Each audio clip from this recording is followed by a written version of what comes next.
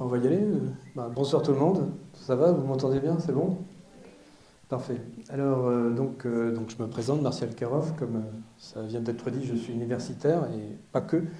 Je vais vous présenter une conférence que j'ai intitulée Terre interne, Terre externe, fonctionnement et histoire, avec un zoom, plutôt deux zooms, l'un sur l'évolution du climat et l'autre la vie au cours des temps géologiques.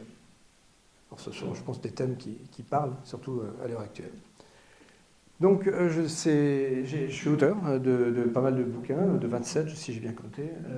Des ouvrages j'ai commencé par du policier, puis ensuite je suis passé à des ouvrages de vulgarisation géologique. J'ai fait un peu de tout, j'ai fait des romans de science-fiction, voilà, donc aussi les Thilo, là, c'est des romans préhistoriques pour les enfants, et puis j'ai terminé par un bouquin qui a un peu plus fait parler que les autres, c'est le prix du Quai des Orfèvres que j'ai reçu l'an dernier, avec Ne me remerciez pas, rien à voir avec de la géologie, quoique ça se passe dans un milieu, dans un laboratoire de géologie, donc finalement c'est pas si loin. Alors je vais présenter de manière un tout petit peu plus détaillée, mais à peine, les ouvrages de géologie, à proprement parler. J'ai fait deux guides géologiques, l'un le premier sur le Léon, l'autre ici, sur la baie de Saint-Brieuc, et de la baie de Saint-Brieuc au Mont-Saint-Michel. Ensuite, deux ouvrages plus généraux, Où le monde minéral choisit ses couleurs, c'est un ouvrage sur les roches et les minéraux en général, pour le grand public. Et enfin, un album sur 15 hauts lieux de la géologie à travers le monde. Cette année, il vient de sortir un collector de 3 albums pour enfants, 8-12 ans on va dire, qui donc traitent de toute la géologie. Alors, évidemment, les dinosaures sont en grand parce que ça fait vendre, mais il n'y a pas que des dinosaures là-dedans, il y a aussi les roches, les minéraux, les fossiles, etc. Donc ça, c'est sorti en 2024, mais c'est une réédition de 3 albums qui sont sortis entre 2012 et 2017. Bon, allez, maintenant ça suffit pour les bouquins, on va passer à la conférence à proprement parler, et je vais parler donc de cette machine Terre. C'est vraiment une machine qui a un fonctionnement très particulier. Alors tout d'abord, il faut que je commence par définir ce que c'est qu'une plaque, ce qu'on appelle une plaque tectonique, faussement d'ailleurs, parce qu'on devrait plutôt appeler ça une plaque lithosphérique. Enfin, on appelle ça une plaque tectonique. Donc c'est l'enveloppe rigide du globe. Donc cette enveloppe rigide est constituée il y a 3 constituants. La croûte continentale, la croûte océanique, et en dessous, le manteau lithosphérique. Alors, et enfin, encore en dessous, il y a la sténosphère. Bon, alors, pour résumer, la croûte continentale, c'est essentiellement une composition de granit ou de gneiss. C'est des roches, vous connaissez, c'est des roches riches en silice et en aluminium. La croûte océanique est beaucoup moins épaisse. La croûte continentale fait entre 30 et 60 km d'épaisseur, la croûte océanique entre 10 et 20 généralement. La croûte océanique est constituée essentiellement de basalte, de gabbro, donc ce n'est pas la même composition, ce n'est pas les mêmes roches, et c'est beaucoup moins épais. Et c'est plus dense aussi, ça c'est important pour l'histoire justement de cette enveloppe terrestre. Et enfin en dessous, on a le manteau terrestre qui se divise en lithosphère et asténosphère. C'est la même chose, au niveau composition, minéralogie, c'est la même chose. La seule différence, c'est la rhéologie. La lithosphère est globalement rigide, alors que l'asténosphère est plastique. C'est pas liquide, attention, c'est plastique. C'est la pâte à modeler, si vous voulez. Donc ça ne va pas conserver la déformation. Et donc, ces 3 constituants superficiels, la croûte continentale, la croûte océanique et la lithosphère montélique, c'est ça qu'on appelle une plaque.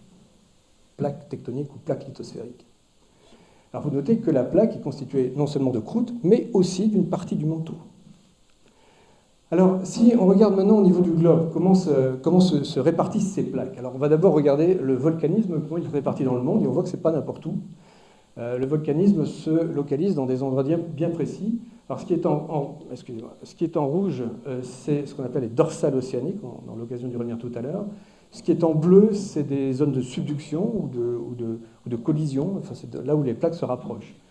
En fait, d'une manière générale, le volcanisme se situe essentiellement au niveau des frontières de plaques, c'est-à-dire, et on le verra, à la limite entre les plaques. Le volcanisme se situe, donc, je viens de le dire, au niveau des frontières de plaques, et les séismes se situent également au niveau de ces mêmes frontières de plaques. D'ailleurs, vous voyez que là où il y a des séismes, il y a du volcanisme, à quelque chose près, c'est à peu près aux mêmes endroits. Vous avez maintenant la répartition des plaques, et vous voyez les frontières, et vous voyez que les séismes se situent, à quelques exceptions près, que je ne vais pas détailler ici, au niveau des limites de ces plaques. Alors maintenant, ces plaques vont bouger les unes par rapport aux autres. Et donc vous avez les flèches qui indiquent le déplacement. C'est-à-dire qu'au niveau de ces frontières de plaques, eh bien, les plaques qui sont de part et d'autre de la frontière vont s'éloigner l'une de l'autre ou se rapprocher l'une de l'autre. Donc il y a trois types de mouvements. Si j'avais le pointeur, ça serait peut-être... attendez, c'est peut-être ici. Ah, ça y est, j'y suis. Alors il y a trois types... je m'étais trompé de bouton. Alors, il y a trois types de mouvements. Il y a les mouvements en extension, c'est-à-dire de part et d'autre de la frontière, il y a écartement. C'est ce qu'on appelle les dorsales océaniques. Expansion, extension. Il y a les zones en convergence, ici par exemple, au niveau des Andes, ou alors au niveau de l'Asie du Sud-Est. Là, ce sont des zones de convergence où les plaques se rapprochent en relatif l'une par rapport à l'autre. Et enfin, le troisième type de frontière, c'est les frontières en coulissage. Par exemple, la grande zone de fracture Açores-Gibraltar, ici, qui est également une frontière de plaques, mais alors sans qu'il y ait rapprochement ou éloignement, c'est simplement un coulissage d'une plaque par rapport à l'autre. Donc, quand on a dit ça, on a à peu près fait le tour de tous les types de frontières. Les frontières de plaques, qui sont, je le répète, des lieux de séisme et de lieux de volcanisme. Alors, si maintenant on intègre le facteur temps, alors là on a vu une photographie actuelle du globe, comment ça se passe au cours du temps? Eh bien, il y a un cycle, ce qu'on appelle le cycle orogénique, qui dure entre 400 et 600 millions d'années, qui va faire justement, on va partir de la lithosphère continentale stable et on va revenir à cette lithosphère en fin de cycle. Alors la lithosphère continentale stable, c'est tout simplement la croûte continentale avec le manteau qui se trouve dessous, stable, où il n'y a pas de mouvement tectonique, il n'y a pas de séisme, il n'y a pas de volcanisme. C'est par exemple l'Afrique. Vous voyez la plaque africaine qui est constituée donc d'une croûte continentale dans la partie centrale et d'une croûte océanique tout autour. Et les frontières sont des dorsales à l'ouest, à l'est, au sud et une zone de fracture au nord. Donc voilà typiquement un exemple de lithosphère continentale stable où il ne se passe pas grand-chose. Enfin, en tout cas pas au niveau de la tectonique des plaques. Ce qui se passe, c'est que parfois, il y a une extension au niveau de cette lithosphère continentale, et donc il va y avoir une fragmentation du continent. Alors il y a un magnifique exemple qui est bien connu, c'est l'Afrique de l'Est, hein, c'est le fameux rift est-africain, où on a exactement ce genre de phénomène. C'est-à-dire que la croûte, la lithosphère continentale est en train de se casser. Alors si on continue le processus, on va voir apparaître une dorsale. C'est-à-dire qu'il va y avoir une extension, les deux compartiments vont s'éloigner l'un. Ah bah oui, c'est bon. Alors, donc ici, on voit que les deux compartiments s'écartent l'un de l'autre, et puis finalement, il va y avoir de la croûte océanique qui se forme entre deux plaques continentales. Et au cœur, au milieu de cette croûte océanique, on aura une dorsale, c'est-à-dire le lieu de l'accrétion océanique, de la formation de la croûte océanique. Alors l'exemple le plus connu dans le monde, c'est la mer Rouge. La mer Rouge a une petite dorsale en plein milieu. On est donc là, en quelque sorte, dans un cas de figure où on est en quelque sorte dans l'étape qui suit le rift est-africain. Mais c'est pratiquement au même endroit. Quand on continue ce processus, on continue à étirer, eh bien la dorsale donc reste au-dessus de l'Atlantique, oui, en l'occurrence de l'Atlantique, de l'océan, et on aura l'exemple de la dorsale médio-atlantique, ici en rouge, hein, qui se trouve entre des blocs continentaux de part et d'autre. Donc il est bien évident que ces deux blocs-là, au départ, étaient associés. À un autre moment, enfin, actuellement, c'est bien sûr pas aux mêmes endroits, mais dans le temps, tous ces processus se suivent hein, dans le temps. Il y aura un changement de régime, c'est-à-dire qu'on va passer d'un régime extensif à un régime compressif. C'est-à-dire que les plaques vont se rapprocher l'une de l'autre. Et à ce moment-là, eh bien, quand on serre, mais il va falloir que l'une des plaques plonge, disparaisse, et c'est ce qu'on appelle de la subduction. Alors j'ai un peu de mal avec mes trucs ici. Attendez une seconde. Non, voilà, ça y est. Voilà, la subduction, c'est le plongement d'une croûte océanique sous une croûte océanique ou continentale. Là, en l'occurrence, c'est sous une croûte continentale. Et ce qui se passe, c'est que quand cette plaque océanique plonge, eh bien, à un moment donné, il va y avoir une augmentation de température, une hydratation de la plaque, et il va y avoir fusion partielle, non pas de la plaque elle-même, mais du manteau qui se trouve dessus. Et on va avoir donc génération de magma, et ce magma va remonter pour donner naissance à des volcans. Bon, ça c'est typiquement le cas de la cordillère des Andes, hein, où on a une croûte océanique qui plonge sous une croûte continentale, enfin plutôt une lithosphère océanique qui plonge sous une lithosphère continentale. Je dis lithosphère parce qu'il y a la croûte, mais il y a aussi le manteau qui se trouve en dessous, hein, qui plonge également. Alors vous notez que c'est toujours la croûte océanique qui plonge et jamais la croûte continentale. Parce que j'ai dit tout à l'heure qu'il y avait une différence de densité. La croûte océanique est beaucoup plus dense que la croûte continentale, laquelle donc ne peut pas plonger, en tout cas pas beaucoup. Et enfin, à un moment donné, eh bien, les blocs continentaux vont se rencontrer et il y aura une collision. Alors, l'exemple le plus classique, c'est le massif armoricain. Enfin non, c'est plutôt l'Himalaya, mais le massif armoricain, c'est la même chose, sauf qu'il y a 320 millions d'années entre les deux. Il faut bien savoir qu'ici, on a, enfin à l'époque, là en l'occurrence c'est un peu compliqué parce qu'ici à Saint-Brieuc c'est pas 320 millions d'années, c'est 600. Mais enfin, il y a 600 millions d'années, il y avait au-dessus de votre tête une dizaine de kilomètres de roches. Hein. On est au cœur de l'Himalaya ici, sauf que ça a été un peu usé par la vie. Donc voici l'Himalaya, donc ou le massif armoricain, comme vous voulez, simplement il y a 320 millions d'années d'écart entre les deux. Et voici donc ce qui s'est passé, c'est-à-dire l'Inde, le continent indien, qui a progressé vers le nord et donc a rencontré la plaque eurasiatique. On aura l'occasion d'y revenir tout à l'heure. Voilà, donc en fait, et puis finalement, une fois que la chaîne de montagnes s'est créée, les contraintes s'abaissent et on a retour à l'état initial, c'est-à-dire à la lithosphère continentale, et qui va devenir une pénéplaine et à nouveau un bloc continental stable. C'est pour ça que dans des cœurs de continents, eh bien, il y a la trace de très très anciennes chaînes de montagnes. C'est par exemple vrai en Afrique, c'est vrai en Sibérie, c'est vrai au Canada. Et plus on va au cœur des continents, plus on aura affaire à des roches anciennes et des chaînes de montagnes anciennes. Donc en fait, c'est un cycle hein, qui débute par la lithosphère stable et qui revient à la lithosphère stable en passant par toutes les étapes qu'on a vues. C'est ce qu'on appelle le cycle de Wilson. Alors voici comment ça se présente en ce qu'on appelle un bloc diagramme, c'est-à-dire un diagramme en 3 dimensions, où on voit donc la dorsale, médio-atlantique, médio-océanique, parce que ça se trouve au centre de l'océan. Quand c'est au Pacifique, c'est décalé, hein, c'est pas au centre, parce qu'il y a une subduction d'un côté. Donc là, c'est le cas ici, vous voyez que la dorsale n'est pas au centre de l'océan, mais décalée, parce qu'il y a une subduction. Enfin, là, en l'occurrence, il y a une subduction des deux côtés.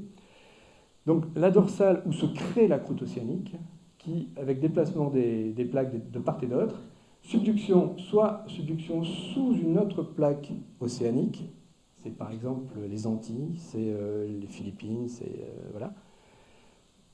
Soit subduction sous une plaque continentale. À ce moment-là, on aura les Andes, typiquement. Et il y a le cas de figure, j'en ai pas parlé jusqu'à présent, d'un volcanisme qui se situe en dehors des frontières de plaques. Ça existe.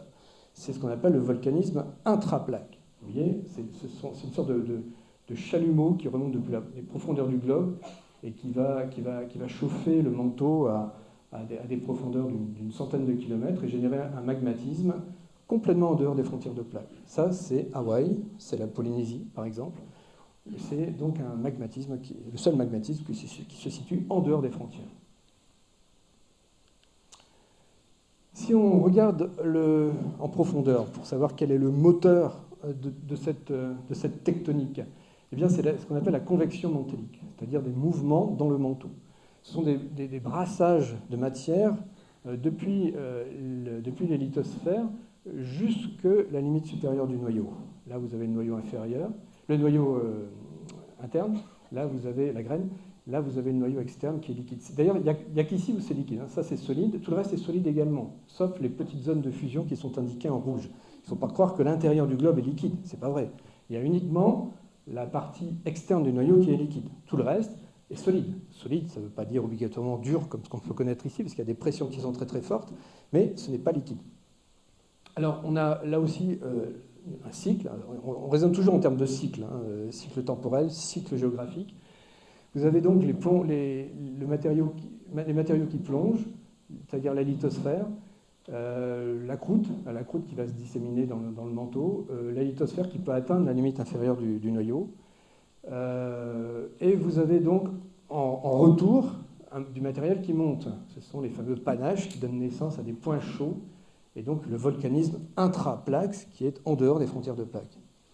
Voilà, donc vous voyez, c'est un cycle descendant, ascendant, et ça entraîne des phénomènes de convection à l'intérieur du manteau. Donc tout ça, c'est brassé, et c'est ça le moteur de la tectonique des plaques.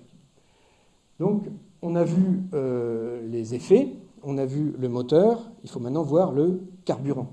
Il faut un carburant, dès qu'il y a un moteur, il faut y mettre de l'essence. Alors le carburant, c'est les éléments radiogéniques. C'est le potassium, l'uranium et le thorium. C'est la radioactivité naturelle de ces éléments-là qui va provoquer qui va donner l'énergie suffisante à la planète pour fonctionner. Alors là, vous avez l'évolution de la puissance thermique radiogénique au cours du temps dans les couches internes de la Terre. C'est un peu compliqué pour dire tout simplement l'évolution de ces différents éléments, enfin isotopes plutôt, parce que c'est certains isotopes de ces éléments qui vont justement produire de l'énergie. Et vous voyez que, donc ça c'est la courbe globale, sinon vous voyez que, par exemple, il y a près de 4 milliards d'années, c'était l'isotope 40 du potassium, hein, le potassium 40, qui était le plus efficace, qui produisait le plus d'énergie. Tandis qu'actuellement, bon, le diagramme a été fait en 2021, mais en 2024, ça ne va pas changer grand-chose. Hein. Actuellement, c'est le thorium. C'est l'isotope 232 du thorium qui produit le plus d'énergie. Tout simplement, avec le temps, eh bien, comme tout carburant, avec le temps, ça s'épuise. Et si on continue cette courbe encore pendant quelques milliards d'années, eh bien, ça va s'épuiser, il n'y aura plus de tectonique et la Terre sera morte. Enfin, on n'en est pas encore là. Donc voilà, on a vu la tectonique des plaques, la situation actuelle, le moteur, le carburant. On va maintenant voir comment... Alors oui, j'ai oublié ce diapo. Ça, c'est juste un petit diapo pour montrer le flux thermique au niveau du bord des plaques. On voit par exemple que le flux thermique est beaucoup plus important au niveau des dorsales qu'au niveau des fosses océaniques, là où il y a de la subduction. Et ça redevient important au niveau des arcs volcaniques, là où il y a du volcanisme. Voilà, donc c'est extrêmement variable en fonction de l'endroit où on se trouve et en fonction de la nature de la frontière de plaques dont il est question. En surface, tout ça c'est en profondeur. En surface, il y a aussi des phénomènes cycliques. C'est le cycle sédimentaire. Le cycle sédimentaire, c'est la formation des roches de surface. Alors, ce processus commence par un phénomène d'altération. Donc, c'est la roche qui est à fleur va subir une modification chimique à cause des phénomènes météoriques, c'est-à-dire l'eau, le climat, etc., la pluviosité. Donc il va y avoir une altération chimique de certains minéraux de la roche, le feldspath en particulier, qui s'altère très facilement, qui s'argilise, et ça va fragiliser les roches, et donc il y a donc cette roche qui va ensuite subir un phénomène d'érosion. Une érosion qui peut concerner directement des minéraux de la roche qui sont résistants à l'altération, comme le quartz, qui va carrément partir, ça forme le sable des plages. Ou alors, pour le feldspath, qui lui s'altère, s'argilise, ça sera donc une mise en solution des ions, et ça sera donc un départ sous forme de produits solubles. Et tout ça, ça va partir donc de la zone de départ, ça va être transporté jusqu'à une zone de dépôt. Et transport, sédimentation, donc dépôt des particules solides comme les grains de quartz, précipitation chimique de ce qui se trouve dans le bassin de sédimentation, et on peut y ajouter également des coquilles, éventuellement des plantes, de l'animal, et tout ça va donner naissance à des sédiments. Ces sédiments vont ensuite être enfouis, il va donc y avoir un enfouissement, une augmentation de la température, une diminution une déshydratation, une cimentation, c'est-à-dire qu'il va y avoir une dissolution partielle de certains minéraux, et finalement, les sédiments vont durcir, vont se solidifier pour donner naissance à des roches sédimentaires. Donc voilà le processus. Et ces roches sédimentaires sont ensuite susceptibles de se retrouver, après des phénomènes par exemple de chaînes de montagnes, plissements, etc., se retrouver dans des positions hautes en relief et subir un phénomène d'altération, d'érosion, et on va recommencer le cycle. Donc cette érosion va être d'autant plus importante que le relief est marqué. C'est pour ça que quand on a des reliefs de type himalayen et qu'on attend 300 millions d'années, on a le ménéum. C'est donc le processus naturel de l'érosion. Et donc l'Himalaya, maintenant, ils la ramènent un peu avec le Everest, mais dans quelques millions d'années, ça sera le ménéum, ça sera exactement pareil. Hein.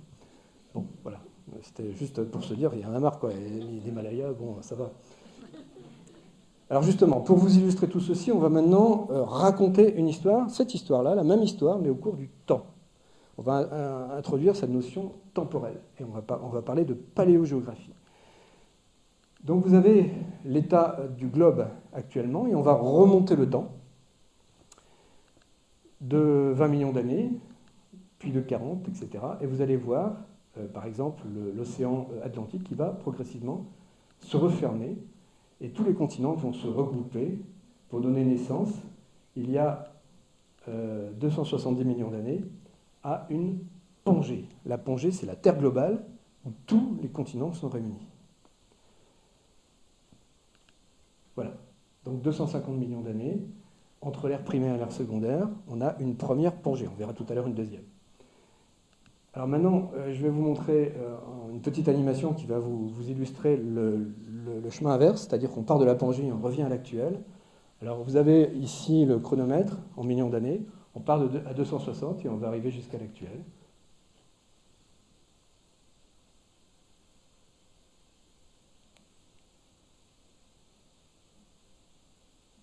Regardez l'Inde en particulier.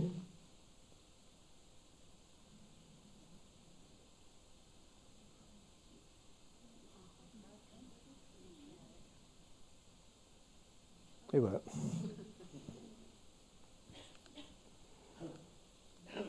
Une Pangée. Et bien on va aller maintenant aller de cette Pangée à une autre Pangée, plus ancienne. Donc on repart de cette situation autour de 250 millions d'années, Pangée. Donc j'ai indiqué les continents actuels au niveau de cette Pangée, hein, donc l'Amérique du Nord, l'Amérique du Sud, l'Europe, etc. Et vous avez un grand continent qu'on appelait la Thétis, ici, et qui se trouvait donc dans la partie centrale de cette carte. Donc on va continuer à remonter le temps. Donc 260 millions d'années, 280, 300. Là, on a le regenèse hercynienne, donc la chaîne qui nous concerne, ici dans le Massif armoricain. Le Massif armoricain est là d'ailleurs. On continue à démanteler la Pangée en fabriquant des aires océaniques, un océan qui s'appelle le Iapetus, par exemple, ici, jusqu'à arriver vers 500, 580, 600 millions d'années à une autre Pangée.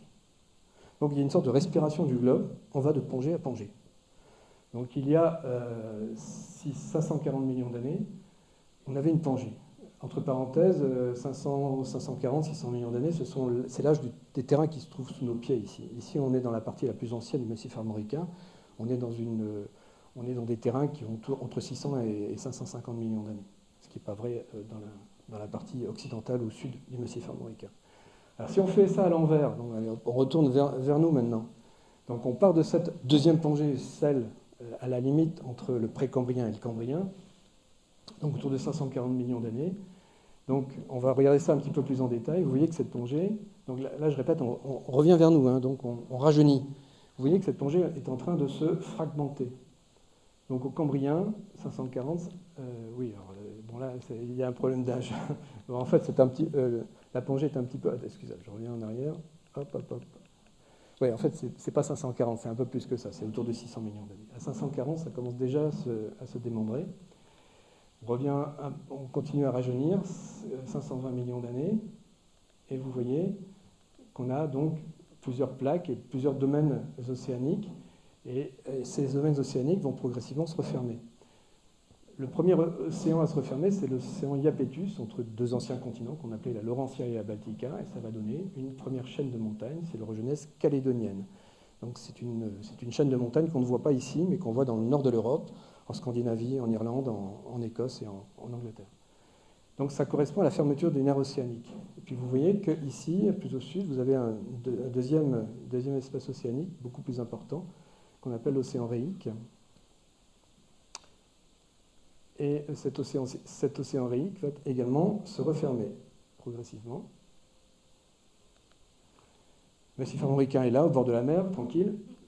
et l'océan Réique se referme, et on a une deuxième orogenèse, c'est l'orogenèse hercynienne. Voilà, on est presque à une plongée à nouveau. Il manque juste une fermeture au nord, c'est l'Oural. Et une fois que l'Oural s'est formé au Permien, eh bien, on est à la plongée de tout à l'heure, c'est-à-dire la plongée intermédiaire entre la première plongée et l'état actuel. D'accord ? Donc vous voyez qu'en fait, cette respiration du globe, eh bien, ça passe par des ouvertures. Si on part de la plongée, ça part donc par une fragmentation des continents, des ouvertures océaniques. Puis ensuite, progressivement, ces océans vont se refermer, les continents vont se entrer en collision, chaîne de montagnes, etc. Et puis une nouvelle plongée se forme. Donc, en fait, ici, on est actuellement entre deux plongées. Une nouvelle plongée nous attend dans quelques centaines de millions d'années. Voilà, je continue. Et maintenant, je vais bon, oui, pour les questions, on verra tout à l'heure. Donc ça, c'est la première partie sur le fonctionnement du globe. Maintenant, je vais parler plus précisément de deux points qui sont quand même, qui sont très superficiels au niveau du globe et qui nous intéressent. C'est le climat et la vie. Alors, l'évolution du climat au cours du temps. D'abord, le climat, c'est essentiellement... Ah oui, là, il y a un petit problème de diapo, bon, c'est pas grave. Le climat, c'est essentiellement lié à la libération de CO2. Alors voici la libération de CO2, enfin l'incorporation de CO2 et la libération au niveau des continents et au niveau des océans. Et on voit qu'en fait, il y a par la photosynthèse, par l'absorption océanique, la respiration, etc., des différents organismes vivants, il y a une part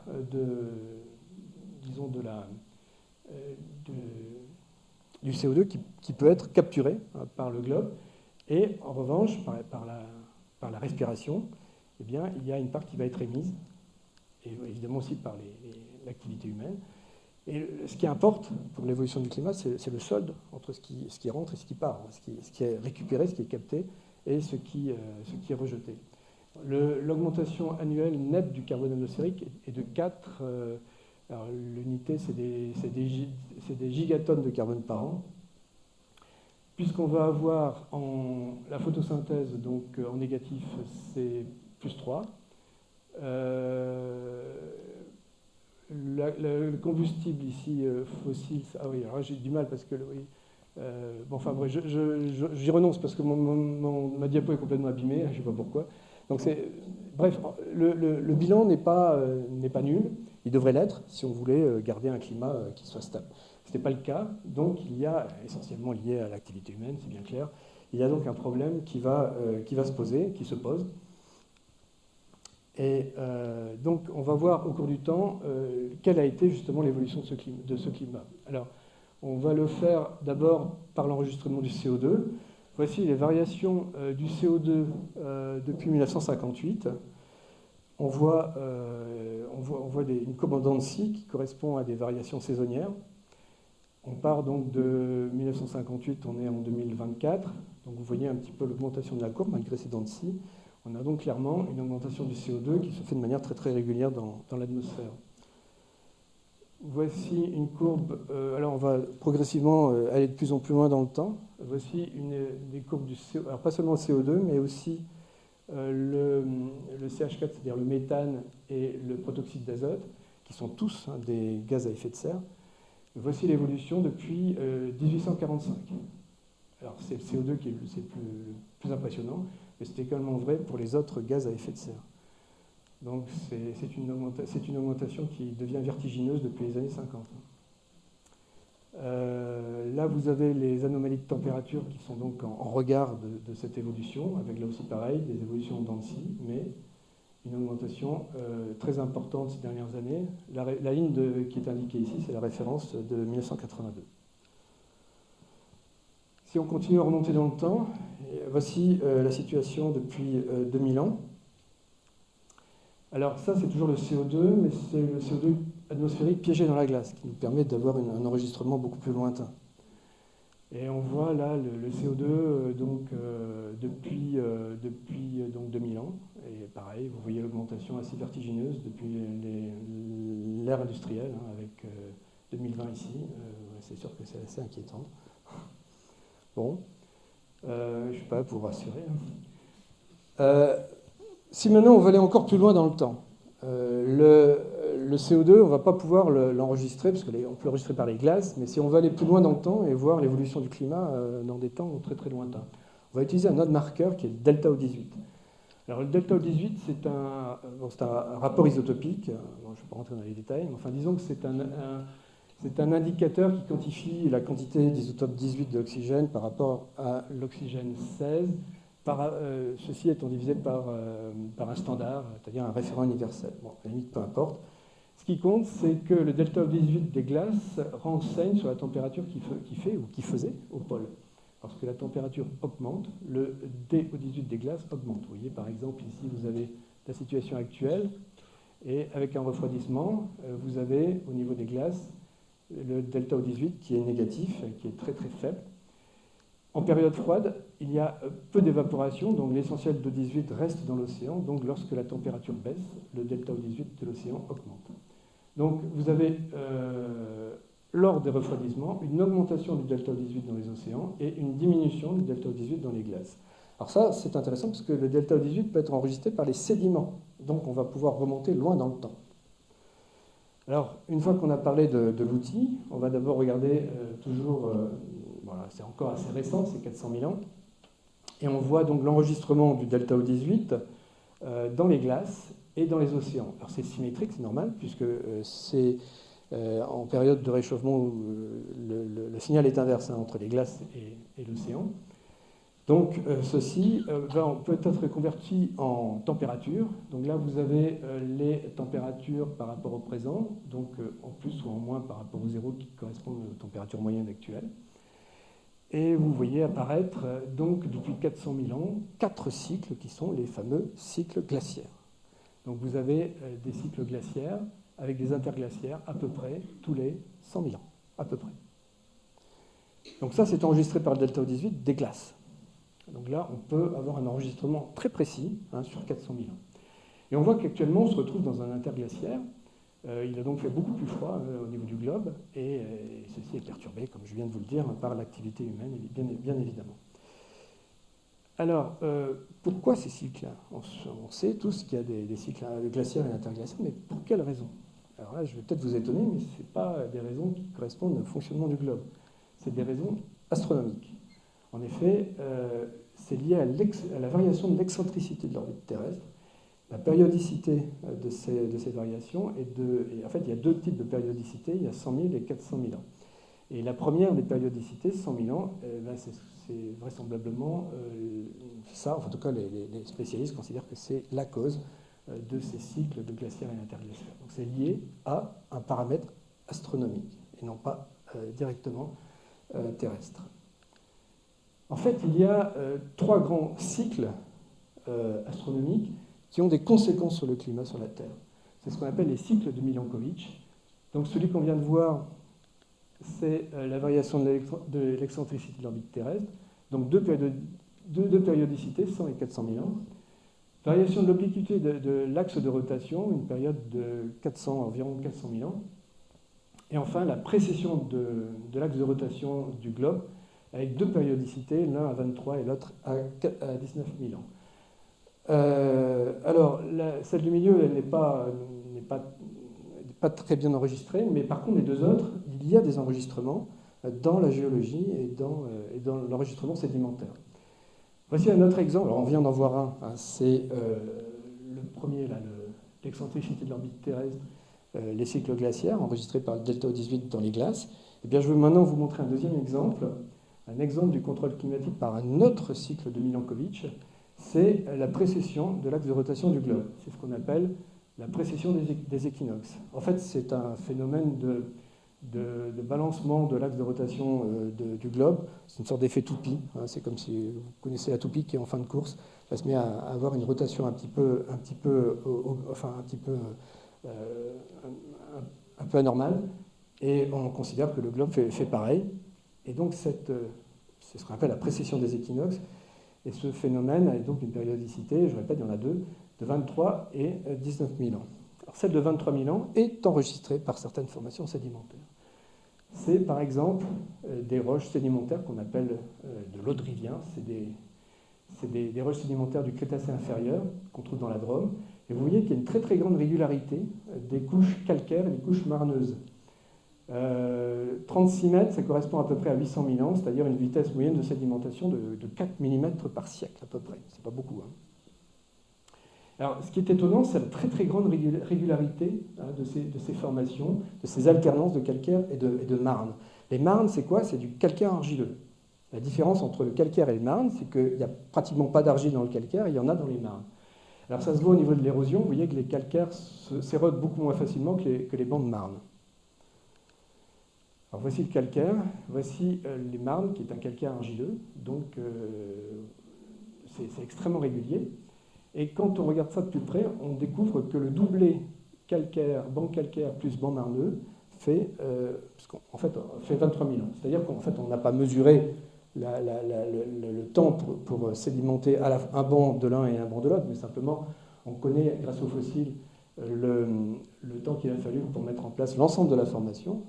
Ensuite, on a divisé, et puis on obtient ainsi l'âge qui correspond à un couple calcaire-marne. Alors, c'est 23 000 ans, mais ça correspond pile poil à la précession de l'axe de rotation, donc c'est-à-dire la précession des équinoxes. Donc, en fait, cet enregistrement sédimentaire est lié directement à ce paramètre astronomique. La précession des équinoxes ne change pas la température moyenne du globe, mais va faire contraster les saisons. On aura ainsi des périodes avec un faible contraste entre l'été et l'hiver, et d'autres périodes avec des forts contrastes entre l'été et l'hiver. Donc l'importance de la sédimentation argileuse, donc marneuse, puisque les marnes c'est du calcaire argileux, va dépendre de l'importance de l'érosion des terres émergées, donc de la pluviométrie, donc du couvert végétal, donc du climat. Donc c'est ainsi qu'on aura plus ou moins d'argile, en quelque sorte, dans les sédiments, en fonction d'un tas de paramètres qui, au bout du compte, donc, sont directement liés au climat, donc à la précession des équinoxes. Pour ce qui est du calcaire non argileux, la production planktonique, qui favorise le dépôt des calcaires non argileux, va aussi dépendre du climat. Donc voici un exemple assez spectaculaire d'un enregistrement sédimentaire d'un phénomène astronomique. Voilà, la régularité parfaite. Alors évidemment, il faut des conditions très très particulières pour qu'on ait ce type de formation. En cas général, ça ne s'est pas enregistré. Là, il y a eu des circonstances très très particulières qui font qu'on a pu enregistrer ce type de phénomène. Alors on continue à dérouler le temps. On était donc à 400 000 ans, on va maintenant aller jusqu'à 65 millions d'années. C'est-à-dire qu'on va brosser l'ensemble de l'évolution concernant l'ère tertiaire. Alors vous avez ici l'évolution du climat au cours du temps, et vous voyez que globalement, on a, avec quelques petites variations, on a globalement un réchauffement qui atteint son maximum il y a 52-53 millions d'années. C'est un maximum thermique. À noter qu'il n'y avait pas de calotte glaciaire à cette époque. Il n'y a de calotte glaciaire que quand il y a des bandes noires. Là. Sinon, il n'y en a pas. Alors là, il y en a un petit peu, mais bon. Donc toute la partie basse du diagramme, c'est sans calotte glaciaire. Pas de calotte polaire. Donc il faut bien comprendre que des glaces au pôle, c'est naturel maintenant, mais ce n'est pas du tout naturel dans l'histoire du globe. C'est quelque chose d'assez exceptionnel. Le globe n'a pas eu de calotte pendant des millions et des millions d'années. Alors là, vous avez tout l'ensemble de l'ère tertiaire, et on va aller encore plus loin maintenant. Qu'est-ce qui se passe? Oui, alors attends une seconde. Pas facile la télécommande. Hein. Mais c'est moi qui suis maladroit. Alors je reviens, donc on va maintenant continuer, on va jusqu'à étudier les variations du climat jusqu'à 542 millions d'années, c'est-à-dire tout ce qu'on appelle l'éon phanérozoïque, c'est-à-dire tous les trois ères qui fossilifères, enfin qu'on appelait auparavant fossilifères, on sait maintenant qu'il y a des fossiles avant, mais enfin au moins les fossiles visibles à l'œil nu, c'est-à-dire l'ère primaire, l'ère secondaire et l'ère tertiaire, c'est ce qu'on appelle l'éon phanérozoïque. C'est depuis 542 millions d'années jusqu'à l'actuel. Alors, si on regarde toujours via la mesure en delta O18 des sédiments, si on regarde l'évolution du climat, eh bien, on constate qu'on a eu une période extrêmement chaude au Crétacé. Ensuite, il y a eu des périodes plus froides. Enfin, il y a eu une très très grande évolution, avec deux grandes périodes glaciaires entre le Carbonifère et le Permien, et entre l'Ordovicien et le Silurien, il y a autour de 450 millions d'années. À noter que pendant l'ère secondaire, eh bien, on avait des températures beaucoup plus chaudes que ce qu'on connaît actuellement, sachant que la moyenne de ces derniers millénaires se trouve ici. Pas de calotte glaciaire, des températures moyennes au niveau du globe beaucoup plus élevées que ce qu'on a actuellement. Donc on pourrait se dire, tiens, mais finalement, le réchauffement climatique, c'est pas dramatique, puisque la Terre a déjà connu ça. Et bien plus. On a eu par exemple des variations du niveau de la mer qui se comptent en centaines de mètres, et non pas en quelques centimètres. Pour autant, c'est vrai que la Terre a connu, la Terre en a connu d'autres, hein, c'est pas ça le problème. Le problème, c'est nous en tant qu'humains, parce que le problème, c'est la vitesse à laquelle l'évolution se fait. Là, il y a eu effectivement, pendant tout le Crétacé, même pendant toute l'ère secondaire et le début de l'ère tertiaire, des températures très élevées. Et la vie était foisonnante, il y avait de la vie partout. Le problème, c'est qu'actuellement, on a des évolutions qui sont d'une amplitude bien moindre, mais ça va beaucoup plus vite. Et c'est la vitesse qui est problématique, parce que la vitesse de l'évolution du climat ne laisse pas le temps aux écosystèmes de s'adapter. Or, le problème n'est pas tant l'intensité, le problème est la vitesse à laquelle le climat évolue. Alors si on revient encore plus loin, si on revient carrément jusqu'à 4,6 milliards d'années, eh bien là on voit que le climat a vraiment beaucoup évolué. La période la plus chaude, c'est le secondaire, hein, c'est Jurassique-Crétacé, c'est là qu'il a fait le plus chaud. On a des glaciations importantes entre le Carbonifère et le Permien, c'est lié à une perturbation de la circulation océanique, une très grande glaciation à ce moment-là.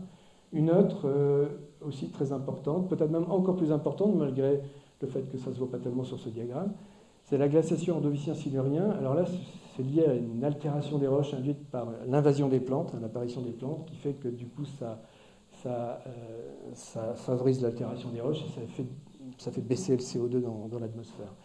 Donc là, il y a eu une glaciation très très importante dont on voit des témoins en presqu'île de Crozon. La presqu'île de Crozon est un des meilleurs marqueurs mondiaux justement de cette grande glaciation ordovicien-silurien. Et si on remonte encore plus loin, si maintenant on va dans le précambrien, où il y a trois éons qu'on appelle le protérozoïque, l'Archéen et l'Adéen. Donc ça c'est le précambrien, donc c'est avant le Cambrien, avant 540 millions d'années. On a une énorme glaciation entre 720 et 635 millions d'années. On parle de terre boule de neige, c'est-à-dire que la glaciation a concerné l'ensemble du globe. Il y en a une deuxième ici, la glaciation huronienne, entre 2,4 et 2,1 milliards d'années. Une glaciation aussi qui a également fait une terre boule de neige. Alors celle de 720-635, c'est induite par du volcanisme, le volcanisme qui fait chuter le CO2, donc qui refroidit le climat. Et la deuxième glaciation, c'est lié à une grande oxygénation, c'est-à-dire un changement considérable de la composition de l'atmosphère, on verra ça tout à l'heure, qui va faire qu'en fait, on avait une atmosphère qui était essentiellement constituée de méthane avant 2,4 milliards d'années, et la photosynthèse des premiers organismes va favoriser l'oxygénation de l'atmosphère, et en particulier l'apparition de CO2. Alors vous allez me dire, le CO2, ça devrait réchauffer, or on a un refroidissement. Certes, le CO2, ça favorise l'effet de serre, mais moins que le méthane. Donc si on passe de méthane à CO2, eh bien, on refroidit en fait. Donc il y a eu un énorme refroidissement, le plus grand que le globe a connu, et toute la Terre était concernée. Donc il y a eu deux étapes, deux périodes comme ça où la Terre était entièrement englacée. Voici les températures océaniques au cours des âges. Donc là, on considère qu'une dizaine de degrés actuellement. Vous voyez par exemple que si on remonte à l'Archéen, c'est-à-dire à 2,5 milliards d'années, on avait une température qui excédait les 50 degrés. Et si on va encore plus loin, autour de 3 milliards d'années, on était à plus de 60 degrés de température moyenne des océans. C'est des choses assez inimaginables, évidemment, par rapport à ce qu'on connaît actuellement. Alors, je vous ai parlé du climat, on va maintenant parler de la vie, des aléas de la vie. On verra qu'il y a des relations d'ailleurs entre les deux. Pas que maintenant. Alors, la grande oxydation précambrienne, celle dont j'ai parlé tout à l'heure, celle qui a provoqué la Terre boule de neige, à quoi c'est dû? Hein, cette grande oxydation, c'est au changement d'éon entre l'Archéen et le Protérozoïque, autour de 2,5 milliards d'années. Là, il y a un énorme phénomène, la composition de l'atmosphère change complètement. Et c'est lié à des bestioles qu'on appelle des stromatolites. Alors plutôt les stromatolites, c'est des constructions qui sont liées à une activité bactérienne, les cyanobactéries, qui forment ces constructions très particulières qu'on appelle les stromatolites, dont les plus anciennes traces ont 2,4-2,5 milliards d'années. 3,4-3,5 milliards d'années.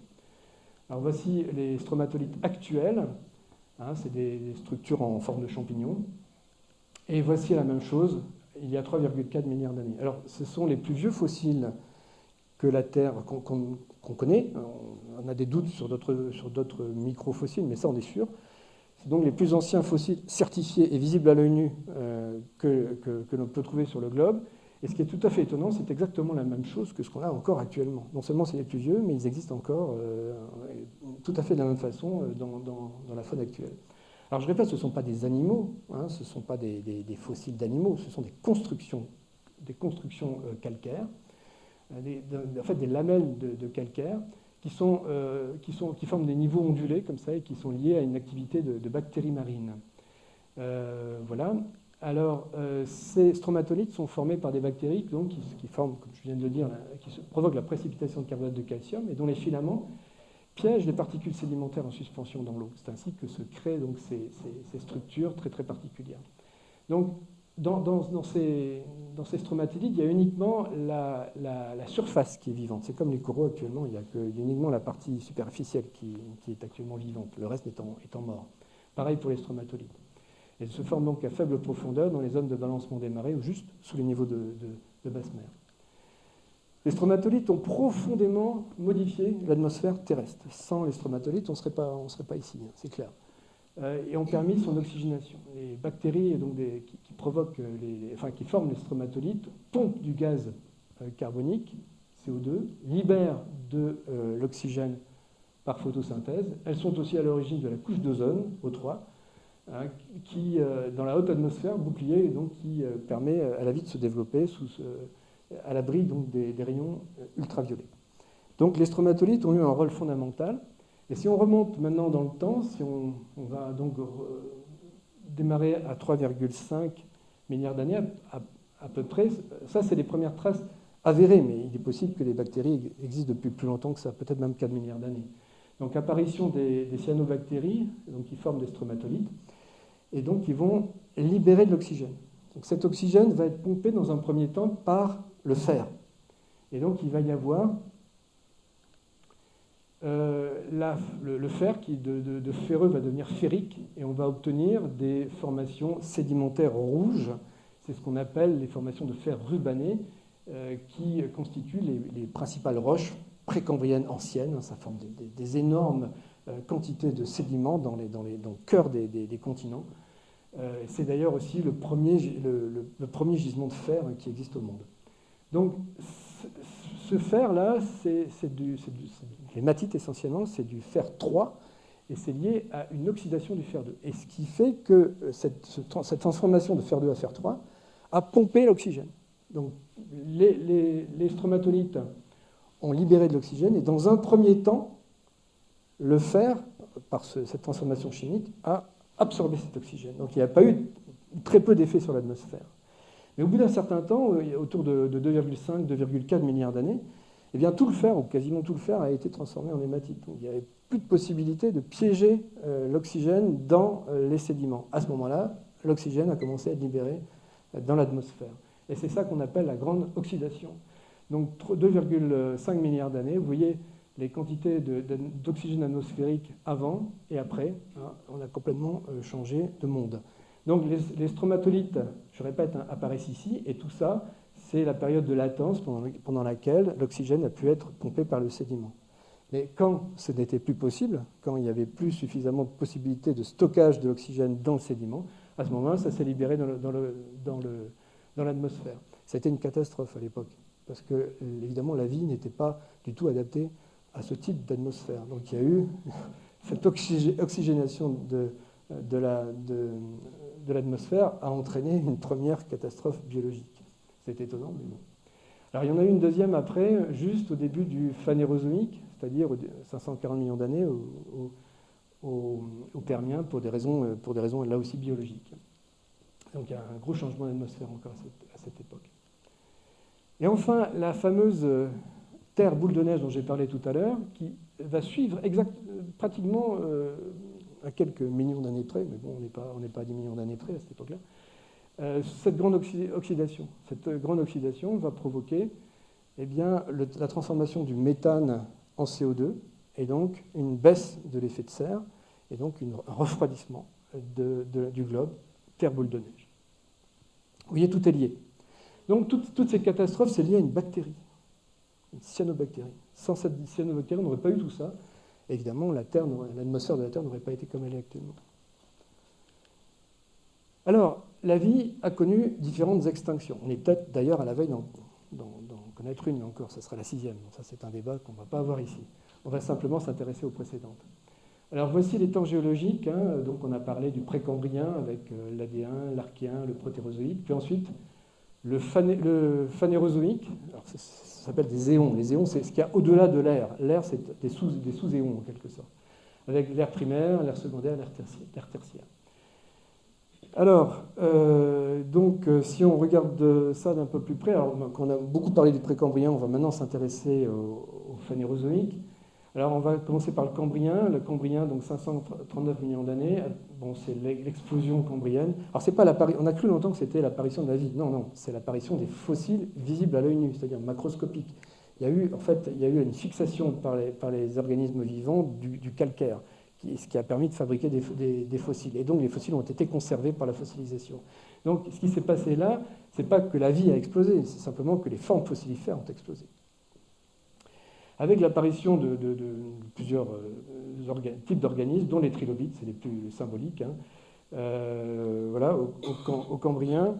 Ensuite, à l'Ordovicien, apparition des végétaux aériens, siluriens, Dévonien avec l'apparition des ammonites et apparition des plantes à graines. Carbonifère, alors Carbonifère, c'est l'époque des énormes forêts gigantesques avec des fossiles, avec des insectes grands comme des boas, des énormes trucs. Voilà, et c'est d'ailleurs là que s'est formé le charbon. Tout le charbon qu'on utilise, enfin on l'utilise plus maintenant, vient du Carbonifère, c'est formé au Carbonifère justement par décomposition de ces plantes. Plutôt non, par absence de décomposition de ces plantes. Vous avez ensuite le Permien, puis la grande crise du Permien-Trias, et on arrive à l'apparition des dinosaures, l'apparition des ptérosaures, l'apparition des mammifères. C'est le Trias, c'est-à-dire le début de l'ère secondaire. Le Jurassique, développement de toutes ces faunes. Au Crétacé, on va avoir l'apparition des oiseaux, qui sont des dinosaures, j'aurai l'occasion d'y revenir tout à l'heure, l'apparition des plantes à fleurs, ici. Puis vous avez à nouveau une grande crise, les crises Crétacé-Tertiaire, puis vous avez le Paléogène, le Néogène, et enfin le Quaternaire. Alors, la première grande extinction, c'est à la limite ordovicien-silurien. Donc c'est un changement de période. 85% de la vie marine va disparaître. Pourquoi ?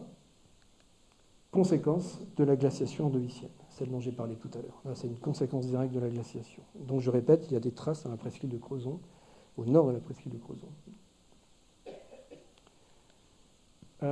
Deuxième grande extinction, c'est entre le Dévonien et le Carbonifère. Là, c'est un changement de période. 75% des espèces animales disparaissent. Conséquence d'importantes variations climatiques, chute de l'oxygénation des mers. En fait, c'est multifactoriel. Il y a plein de phénomènes qui se sont agglomérés à cette époque-là. On ne peut pas, en une ligne, expliquer pourquoi il y a eu cette extinction. C'est assez compliqué. Enfin, globalement, ça se traduit par une chute de l'oxygénation des mers. Ensuite, la plus massive, c'est la limite Permien-Trias. Là, on change d'air. On passe de l'ère primaire à l'ère secondaire. Donc, 95% des espèces marines, parce qu'il n'y avait quasiment rien sur le continent à cette époque-là, ou pas grand-chose, Donc 95% des espèces disparaissent. Pourquoi? Les causes sont les plus vraisemblables, 2 épisodes volcaniques majeurs et un changement de la circulation océanique lié à la Pangée. Vous voyez, comme tout se tient, tout est lié. Le climat, la tectonique, la vie. Là, en effet, on est, rappelez-vous, à 250 millions d'années, c'est la Pangée. Et cette Pangée va changer considérablement, va modifier complètement la circulation océanique. Et ça va donc favoriser, en plus, le fait qu'il y ait de grandes surfaces continentales enneigées, et puis il y a des effets d'accumulation, c'est-à-dire le fait qu'il y ait de l'enneigement, il va y avoir un effet de réflexion de la chaleur, donc refroidissement, ça va accentuer le refroidissement, etc. Donc il va y avoir plein de phénomènes qui vont intervenir à ce moment-là, et donc provoquer donc cette grande extinction. Disparition des trilobites. Alors, là, j'étais en train de parler de refroidissement, c'était un peu avant. Là, il n'y a pas eu de refroidissement, c'est juste un changement de circulation océanique. Et j'étais en train de confondre les deux. Il n'y a pas de refroidissement à ce moment-là. Le refroidissement, c'est plutôt, comme je l'ai dit tout à l'heure. Alors, disparition des trilobites. Disparition d'une grande partie des brachiopodes. Alors, pas complètement, il en reste, mais très peu. En fait, il y a un changement de faune, c'est-à-dire que les brachiopodes ont été remplacés par des animaux qui ont occupé les écosystèmes, les niches écologiques des brachiopodes, ce sont les bivalves. Donc les bivalves vont remplacer les brachiopodes. Alors, il en existe encore un peu, mais pas beaucoup. On passe ensuite à la 4e extinction, entre le Trias et le Jurassique, 20% des espèces, bon ça va, c'est raisonnable, marines en plus, bon. Conséquence du volcanisme pré-atlantique. Et enfin, la plus connue, mais pas la plus importante c'est le Permien-Trias. La plus connue, c'est là aussi un changement d'air, hein, c'est le passage Crétacé-Tertiaire, disparition des dinosaures, ce qui est faux, parce que les dinosaures, il y en a encore plein autour de nous. On dit maintenant les dinosaures non aviens. Effectivement, dans la nouvelle classification, hein, les oiseaux sont maintenant classés dans les dinosaures. Ce sont des dinosaures théropodes. Donc les dinosaures n'ont pas disparu, il faut arrêter de dire ça. C'est juste les dinosaures, sauf les oiseaux. C'est-à-dire on parle maintenant de la disparition des dinosaures non aviens. On est entouré de dinosaures. Voilà, c'était une petite parenthèse. Alors ça aussi, c'est bien connu, c'est la conséquence de la chute d'un astéroïde. Donc là, c'est quasi instantané. Il y a eu vraiment un phénomène hyper brutal. Et ça a provoqué des catastrophes biologiques en chaîne. Donc disparition des dinosaures théropodes non aviens. Également des sauropodes. Les ptérosaures ont disparu, les ichthyosaures, les plésiosaures, enfin bon voilà. Et les ammonites qui ont également disparu. Ceux-là, vous en avez une qui a une forme un peu spéciale. Et voilà, terminé.